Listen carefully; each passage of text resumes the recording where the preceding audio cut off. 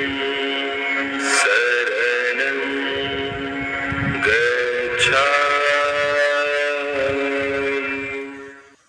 सम्मानित साथियों, नमो बुद्धाय, जय भीम। आज के अम्बेडकर संदेश में आपका हार्दिक स्वागत है। आज का अम्बेडकर संदेश बेहद खास होने वाला है। खासकर अनुसूचित जातियों की राजनीतिक मांगे क्या है, 1944 के घटनाक्रम को लेकर हम उपस्थित हो चुके हैं। आप भी अगर अनुसूचित जाति से बिलोंग करते हैं, बहुजन समाज से बिलोंग करते हैं, तो आज का अम्बेडकर संदेश आपको जरूर जानना चाहिए।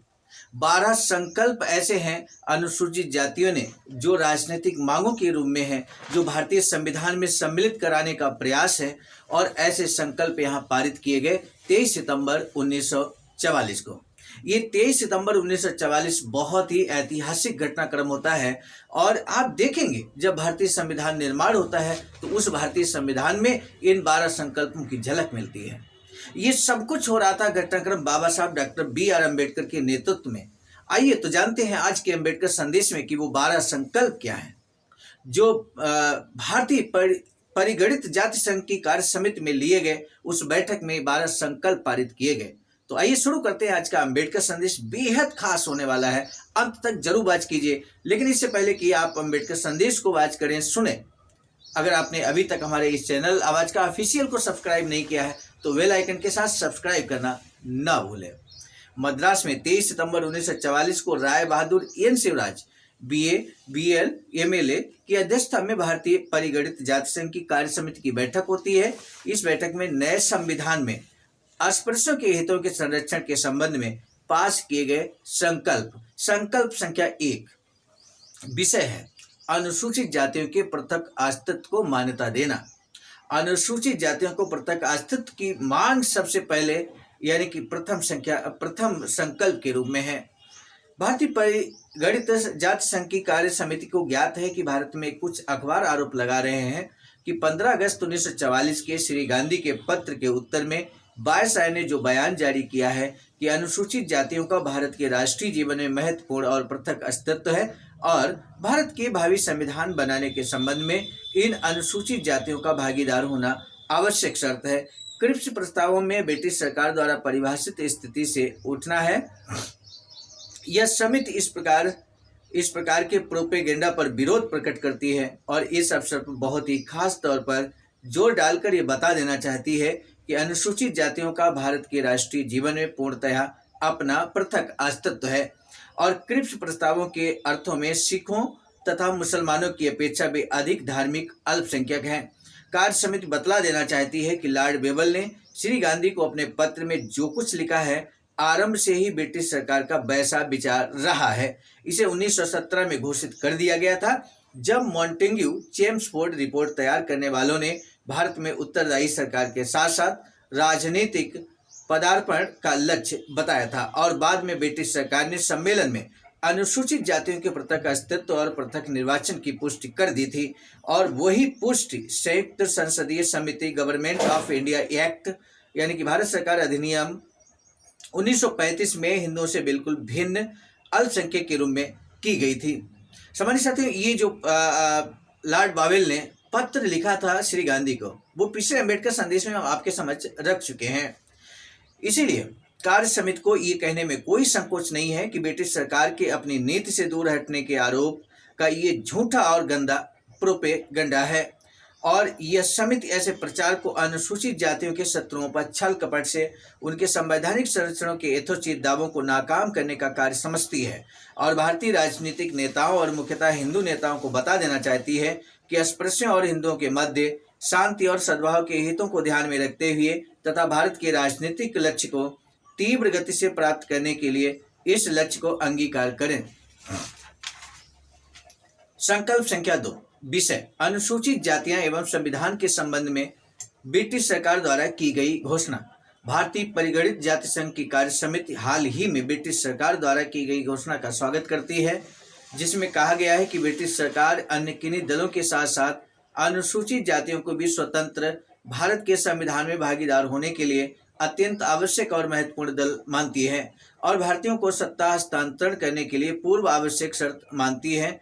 इसके साथ साथ कार्य समिति का ध्यान कांग्रेस तथा देश की अन्य राजनीतिक संस्थाओं के उस रवैये की ओर दिलाना चाहती है जो ब्रिटिश सरकार की इस घोषणा को यथार्थ और विश्वसनीय घोषणा नहीं मानते और जब तक बहुसंख्यक समुदाय इसे बहाना मानते हैं सत्ता हस्तांतरण को स्थगित करने का या बहुसंख्यकों की अनुसूचित जातियों से समझौते की अनिच्छा ऐसे आरोपों को निराधार मानती है और ब्रिटिश सरकार से अनुरोध करती है कि ब्रिटिश सरकार इस प्रकार के संदेह की कोई गुंजाइश न छोड़े तथा स्पष्ट करे कि वह हर हालात में अपनी घोषणा पर अटल रहेगी। संकल्प संख्या 3, संवैधानिक संरक्षण। कार्य समिति घोषणा करती है कि जब तक निम्नलिखित बातें पूर्ण नहीं की जाती तब तक भारत के लिए कोई भी संविधान अनुसूचित जातियों को स्वीकार्य नहीं होगा। इसमें अनुसूचित जातियों की सहमति हो। दूसरा पॉइंट है, इसमें अनुसूचित जातियों के बिल्कुल पृथक अस्तित्व की मान्यता स्वीकार की जाए। तीसरा बिंदु है, इसमें निम्नलिखित उद्देश्यों की पूर्ति के लिए प्रावधान लिए जाए। नंबर 1, अनुसूचित जातियों की माध्यमिक विश्वविद्यालय तथा उच्च स्तर की शिक्षा के लिए प्रांतीय एवं केंद्रीय सरकारों के बजट में धनराशियां निश्चित की जाए। सम्मानित साथियों, माध्यमिक विश्वविद्यालय और उच्च स्तर पर अनुसूचित जातियों के लिए जो चाहे स्कॉलरशिप के रूप में या अन्य प्रोत्साहन के रूप में जो धनराशि यहाँ पर मिलती है अनुसूचित जातियों को, ये भारतीय संविधान में शामिल किया जाए, ऐसी मांग 1944 में कर दी गई थी। दूसरा बिंदु है, चकबंदी आयोग के माध्यम से अनुसूचित जातियों को अलग बसाने के लिए सरकारी भूमि का कुछ भाग आरक्षित किया जाए।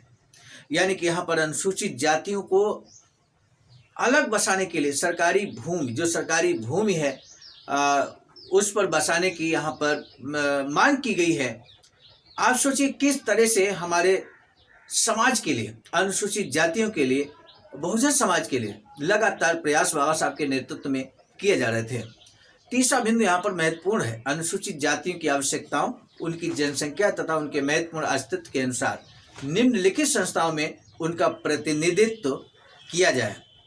कहाँ? विधानसभाओं में, कार्यपालिका में, नगर पालिकाओं तथा स्थानीय निकायों में, सरकारी नौकरियों में और लोक सेवा आयोगों में।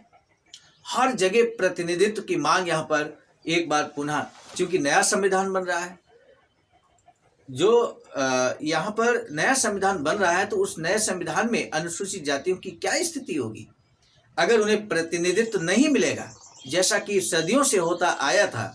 इसी आशंका की वजह से ये संकल्प पारित किया गया और यहाँ पर प्रतिनिधित्व की जोरदार मांग कर दी गई। प्रतिनिधित्व की मांग यहाँ पर 5 क्षेत्रों में की गई है। आप समझ लीजिए इस बात को, विधानसभाओं में, कार्यपालिका में, नगर पालिकाओं तथा स्थानीय निकायों में, सरकारी नौकरियों में, लोक सेवा आयोगों में, यानी कि 5 जगह। चौथा बिंदु है, उपरोक्त प्रावधानों को मौलिक अधिकारों की संज्ञा दी जाए, जिससे विधानसभाएं अथवा कार्यपालिकाएं इनसे संशोधन करने या इन्हें बदल डालने के लिए सक्षम न हो।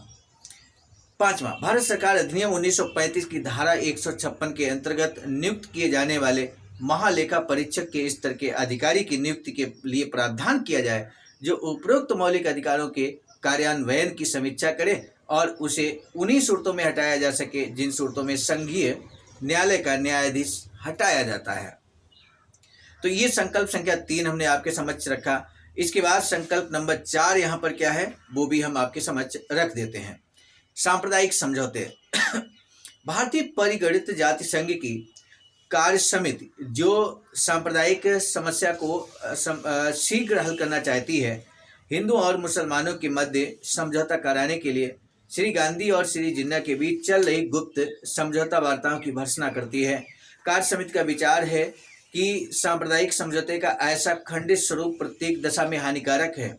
यह इसलिए हानिकारक है कि इससे अन्य समुदायों में ये संदेह उत्पन्न होता है कि उनके हितों को हानि पहुंचाने के लिए 2 समुदायों में बेईमानी की साठगांठ हो रही है। यह देश के सामान्य हित में भी हानिकारक है, क्योंकि इसके द्वारा एक वर्ग विशेष को दूसरों से अलग करके विशेष रूप से प्रतिष्ठित किया जा रहा है। इसके संरक्षण की दृष्टि से नहीं बल्कि प्रतिष्ठा की हैसियत से दर्जा दिया जा रहा है, जो सभी के लिए समान अधिकार के सिद्धांतों की दृष्टि से न्याय संगत नहीं है। उसकी निंदा की जानी चाहिए। कार्य समिति को आश्चर्य है कि श्री गांधी, जो सार्वजनिक जीवन में गोपनीयता का सदा विरोध करते रहे हैं, अपने स्वयं के सिद्धांत को तिलांजलि देकर हिंदू मुस्लिम एकता के नाम पर गोपनीय कूटनीति में दाखिल हो गए हैं। ये समिति इस बात पर बल देती है कि सांप्रदायिक प्रश्न के समाधान की प्रक्रिया पर, जिसमें सबको उचित तथा समान न्याय मिल सके, विचार किया जाना तभी संभव है जब सभी वर्गों के प्रतिनिधियों की उपस्थिति में सबकी मांगों पर सार्वजनिक रूप से विचार विमर्श हो। संकल्प संख्या 5, संविधान समीक्षा। संविधान समीक्षा यह किस तरह से होनी चाहिए, ये यहाँ पर स्पष्ट किया जा रहा है। भारतीय परिगणित जाति संघ की कार्य समिति का यह विचार है कि भारत के वर्तमान संविधान यानी कि भारत सरकार अधिनियम 1935 में अल्पसंख्यक प्रतिनिधित्व से संबंधित प्रावधान किसी स्पष्ट सिद्धांत पर आधारित नहीं है। समिति को लगता है कि जो व्यवस्था इस समय है उसके अनुसार कुछ अल्पसंख्यक समुदायों को उनकी जनसंख्या के अनुपात में प्रतिनिधित्व नहीं मिला है, जबकि अन्य अल्पसंख्यकों को उनकी जनसंख्या के अनुपात से कहीं अधिक प्रतिनिधित्व उनके ऐतिहासिक एवं सैनिक महत्व के आधार पर दिए गए दावों के कारण दिया गया है। समिति ऐसे दावों को मान लेना अन्य अल्पसंख्यकों के हितों के विरुद्ध मानती है और उन्हें सामाजिक और राजनीतिक लोकतंत्र के आदर्श के विरुद्ध मानती है, जो भारत का लक्ष्य है और उन्हें कदापि सहन नहीं किया जाना चाहिए। इस संदर्भ में समिति इस विषय पर ध्यान दिलाना चाहती है कि विशेष रूप से चुने हुए अल्पसंख्यकों को मॉन्टेग्यू चेम्सफोर्ड रिपोर्ट पर साइमन कमीशन में रद्द कर दिया गया था। कमेटी मांग करती है कि चूंकि भारत का भावी संविधान भारतीयों के लिए होगा, इसलिए संविधान बनाते समय अल्पसंख्यकों से संबंधित व्यवस्थाओं में ऐसा संशोधन किया जाए जिसे सभी अल्पसंख्यकों को समानता के सिद्धांत पर अधिकार मिल सके। ये रहा संकल्प संख्या 5। अब हम बात करेंगे संकल्प संख्या 6 की। विषय विधानसभाओं तथा कार्यपालिकाओं में प्रतिनिधित्व की बात। भारतीय परिगणित जाति संघ की कार्य समिति चाहती है कि यह स्पष्ट तौर पर बल देकर कहा जाए कि प्रतिनिधित्व के मामले में अल्पसंख्यक समुदायों के बीच पक्षपात सहन नहीं किया जाएगा और प्रांतीय तथा केंद्रीय विधानमंडलों और प्रांतीय तथा केंद्रीय कार्यपालिका में उसी आधार पर प्रतिनिधित्व निश्चित किया जाए और वही सिद्धांत लागू किया जाए जो मुसलमानों पर लागू हो। तो इस तरह से 6 संकल्प आज के अंबेडकर संदेश में हमने आपके समक्ष रखे। 6 संकल्पों में यहाँ पर एक महत्वपूर्ण जो प्रश्न बनता है वो महत्वपूर्ण प्रश्न ये है कि 23 सितंबर 1944 को राय बहादुर एन शिवराज के नेतृत्व में, अध्यक्षता में, बाबा साहब के नेतृत्व में, बाबा साहब के निर्देशन में ही यहाँ पर ये पूरा कार्यक्रम हुआ, जिसमें 12 संकल्प पारित किए गए। तो इसमें संकल्प संख्या 3 में अनुसूचित जातियों की आवश्यकताओं और उनकी जनसंख्या के महत्वपूर्ण अस्तित्व के अनुसार प्रतिनिधित्व की मांग की गई।